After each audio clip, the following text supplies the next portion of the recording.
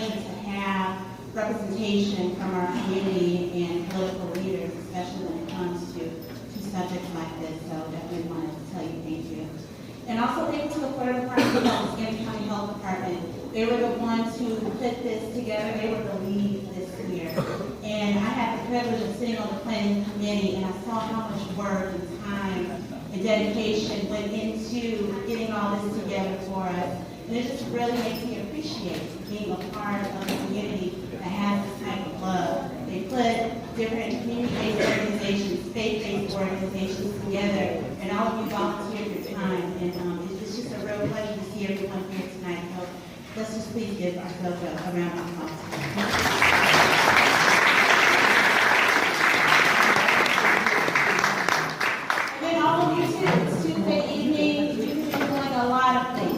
You chose to be here tonight to help us commemorate World AIDS Day, and so you all should be proud of yourself as well. If you look on the menu, I'm sorry, not the menu. You look on the schedule, the agenda, you see that Ms. Linda Sunshine Moore was actually supposed to be here. She was unable to make it, and so I was asked last night to come and to speak to World AIDS Day, and so I humbly accepted, but at that point in time, I went into immediate meditation on what is it that I could say. You could go in so many directions when you speak to World AIDS Day, and I wanted to say something that was relevant, something that was meaningful and timely.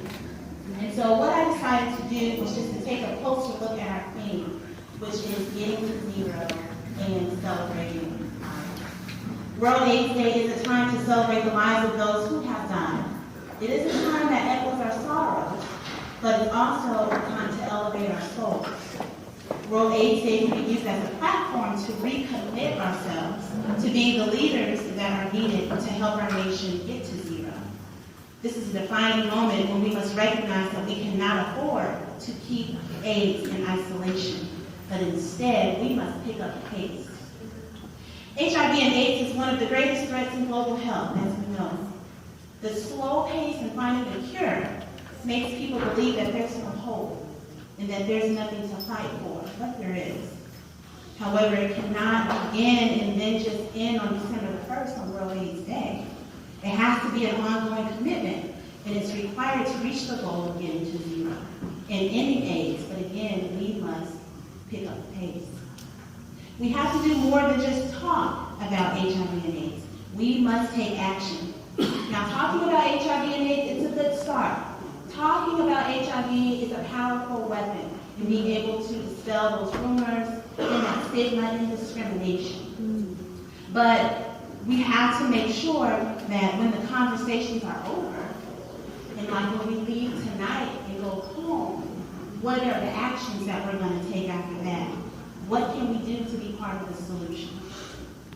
The Apostle Paul, in his letter to the Corinthians, he asks, if the trumpet does not sound a clear call, who will be ready for battle?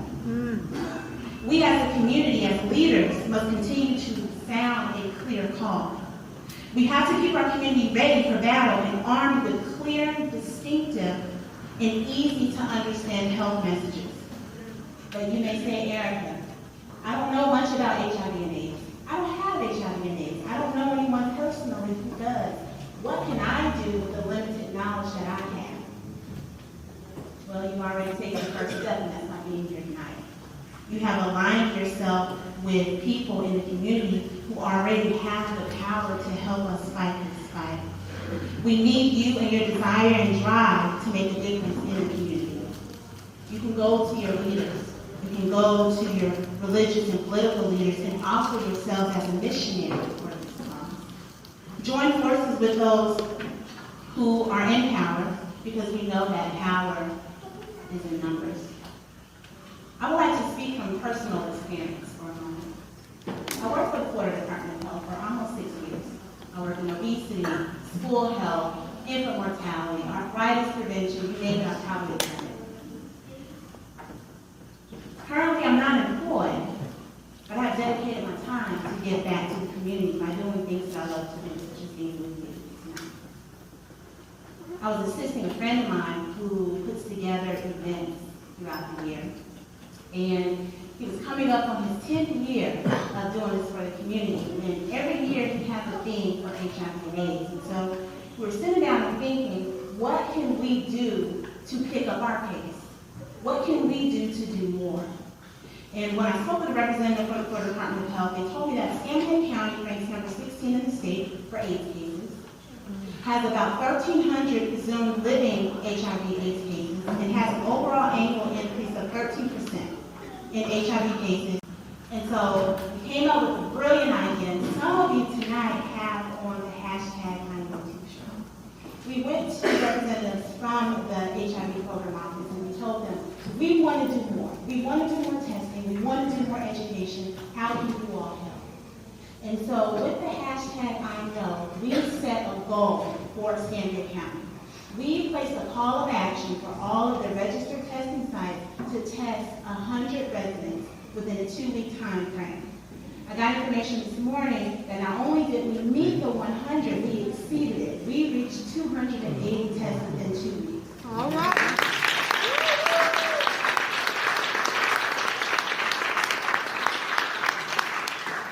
We needed to pick up the pace.